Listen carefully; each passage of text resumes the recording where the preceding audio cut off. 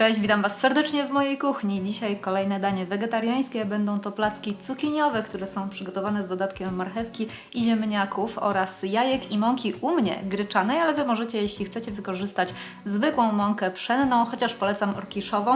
No i zobaczcie, dosyć prosto je przygotować, zwłaszcza jeśli macie elektryczną tarkę, która pomoże Wam ucierać grubo albo drobno wszystkie warzywa.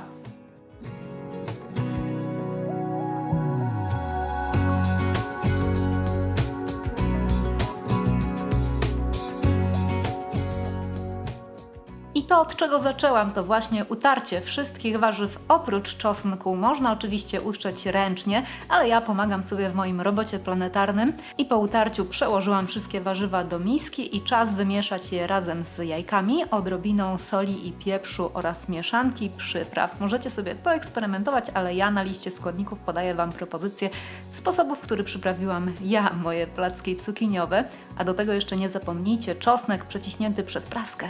To wszystko razem trzeba wymieszać i nie zdziwcie się, jeśli okaże się, że wydaje Wam się, że to ciasto, ta masa cała jest dosyć gęsta. Pomieszajcie, dajcie jej odpocząć, mąka z jajkami troszeczkę też nasiąknie i będzie naprawdę taka konsystencja, jaka jest potrzebna, żeby uformować placki.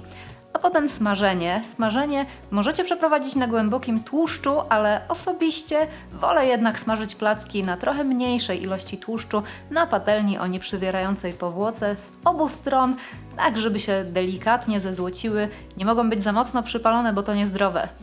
Na koniec trzeba jeszcze je odsączyć na papierowym ręczniku albo serwetce i można serwować.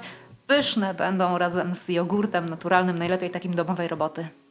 I gotowe. Moi drodzy, a jeśli nie z jogurtem, to z czym innym sugerujecie, żeby je podać? Czekam na Wasze komentarze. Dajcie też znać, czy smakowały Wam. Kciuk w górę, jeśli podobało Wam się wideo, będzie mi bardzo miło. Zachęcam też do subskrypcji mojego kanału. Możecie nacisnąć ikonkę dzwoneczka, wtedy będziecie na bieżąco informowani o każdym nowym filmie, który pojawia się na kanale. A teraz dzięki Wam serdecznie za uwagę i do zobaczenia w kolejnych wideo. Cześć!